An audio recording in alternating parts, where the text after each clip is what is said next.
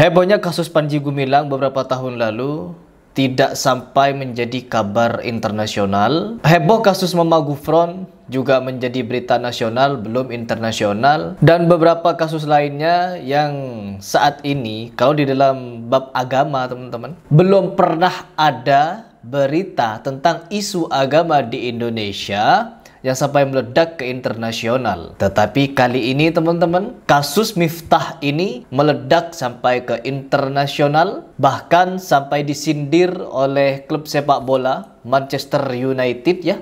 Jadi ada sindiran-sindiran dari klub sepak bola besar ini teman-teman. Dan juga ada TikToker dari Afrika teman-teman yang memberikan dukungannya terhadap isu yang beredar di Indonesia. Mereka memberikan support terhadap penjual es teh. Kita kasih semangat untuk Bapak penjual es teh. Hai Bapak. Penjual es teh. Tetap semangat. Dan kuat. Semoga rezekinya lancar selalu. Salam dari Afrika. Ini bukti teman-teman bahwa fenomena ini bukan hanya sekedar fenomena biasa. Bukan karena nama Miftah yang terlalu besar sampai-sampai ini menjadi trending. No, tapi ini bertepatan beliau menjadi pejabat negara. Baru saja dilantik oleh seorang presiden. Seandainya bukan Miftah yang tidak dilantik sebagai utusan khusus presiden yang menghina rakyat kecil, maka pasti berita ini tidak akan viral teman-teman. Karena Miftah pelakunya sebagai utusan khusus presiden, orang yang baru dilantik. Kalau berbicara dia tokoh, no, dia bukan tokoh. Apalagi disematkan sebagai tokoh agama, no, bukan tokoh agama teman-teman. Tokoh-tokohan, tokoh dagelan, ya, tokoh dagelan. Dan di sini kenapa kita ini membahas ini terus menerus? Karena jangankan kita teman-teman, negeri seberang saja, nih lagi nih, internasional pokoknya, Malaysia sampai menjadi pembahasan juga di sana. Perdana Menteri Malaysia yaitu Bapak Anwar Ibrahim turut mengecam perilaku Gus Miftah yang menghina pedagang es teh. Menurut Perdana Menteri Malaysia, Gus Miftah ini paham agama tapi sombong. Aneh luar biasa ya, gitu kata Bapak Anwar Ibrahim yaitu Perdana Menteri Malaysia. Ini videonya, coba kita simak dulu ya. Di Indonesia beberapa hari yang lalu ini riuh rendah dalam media sosial. Seorang Kiai Gus dalam dakwah dia menghina seorang penjual teh yang ada yang nonton ya. Saya teman-teman Indonesia kirim dan dia jadi viral, penghinaan kepada orang yang jual teh ya, yang mana di antara paling miskin. Tapi ini pendakwah, dua pendakwah dengan ketawa dengan menyeluruh di kalangan rakyat, sehingga Presiden Prabowo Subianto memberi kenyataan yang agak keras, dan akhirnya Gus pendakwah Kiai itu kunjung ke daerah si penjajah itu dan mohon maaf. Tapi ini satu contoh ya pengalaman bahwa pengangkuhan sombong itu kadang-kadang bukan saja di kalangan orang yang tidak tahu agama, orang tak semestinya, orang yang paham agama, yang bicara tentang Islam, akidah dan solat dan sunat, tetapi bila timbul kedekatan begitu dilihat, dia boleh menghina. Dan saya lihat itu dikirim oleh teman saya di Indonesia. Saya merasa aneh ya, luar biasa.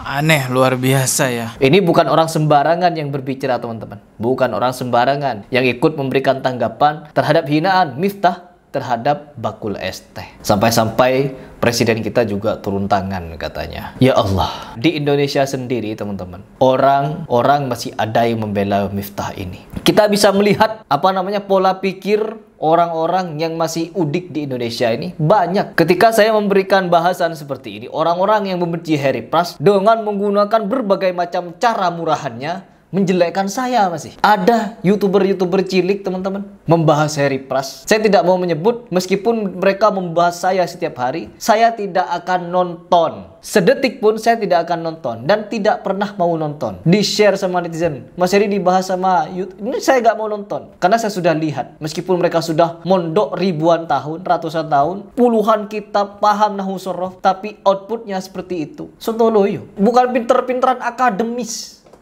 Ya, no.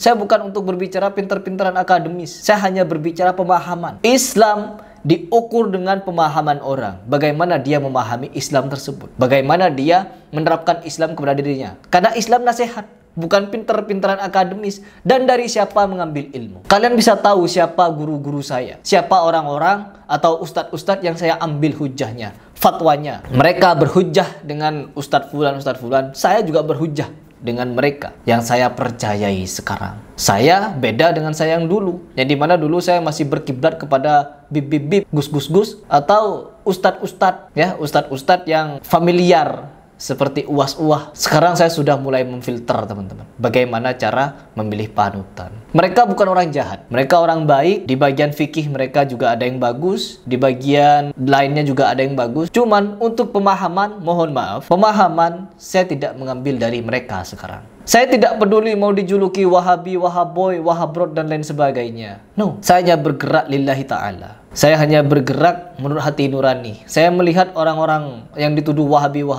mereka akhlaknya bagus, pemahamannya simple, beragama dengan cara yang sederhana. Quran, sunnah, gak ada bid'ah. Kalau mereka yang mengaku paling ahlu sunnah wal jamaah, bid'ahnya banyak, teman-teman. Dan ketika mereka juluki ahlul bid'ah, gak mau mereka. Ya, mereka tetap mengaku ahlu sunnah.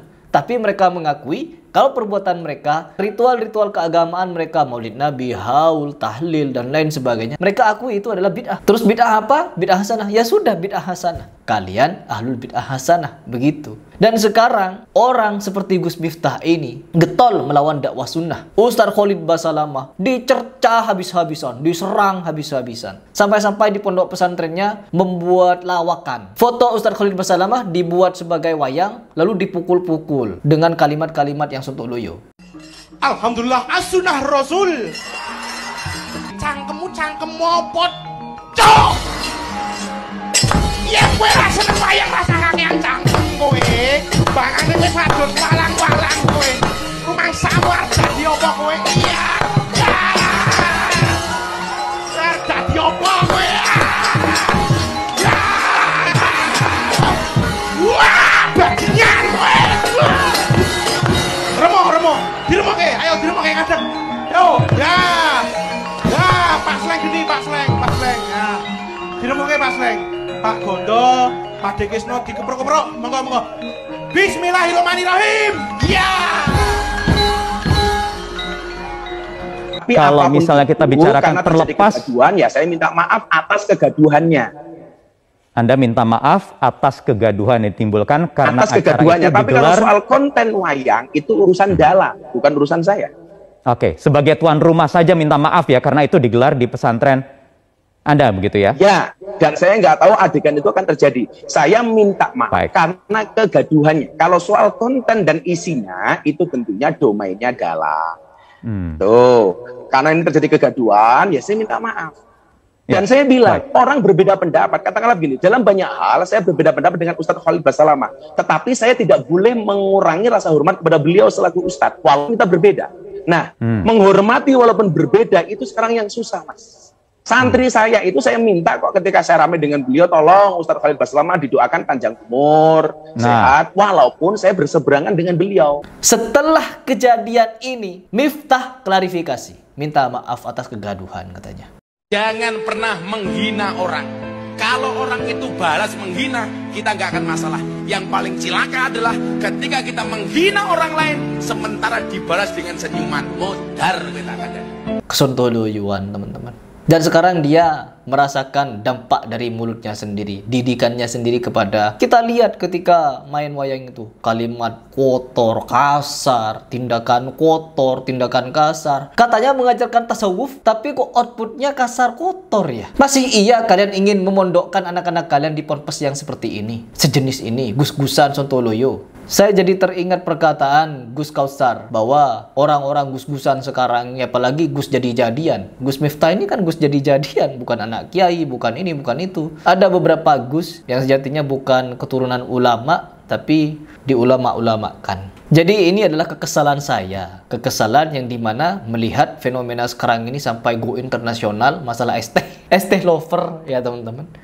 Saya hanya ingin meminta kepada kalian bahwa apabila memang Gus Miftah ini sudah meminta maaf dan akan berubah, berdakwah dengan cara yang ahsan lagi, ya, mencoba untuk mendengarkan kajian salafi, mencermati dan lain sebagainya, maka insya Allah dia akan menemukan kebenaran. Tapi kalau masih seperti ini, gak tahu saya. Silahkan kalian pikir dan komentar kira-kira apa pendapat kalian. Di kerubun lalat ketika mengundurkan diri dari jabatannya di kerubun lalat, teman-teman. Ada yang komentar, di video saya tidak nampak kok lalatnya. Kenapa tidak nampak? Kurang cerah dan resolusinya coba dinaikin. Jangan nonton 4080, apalagi 360, nggak selesai, nggak kelihatan. Tonton 1080, tonton Full HD. Kalau perlu pakai TV, kelihatan di kerubun lalat. Udah.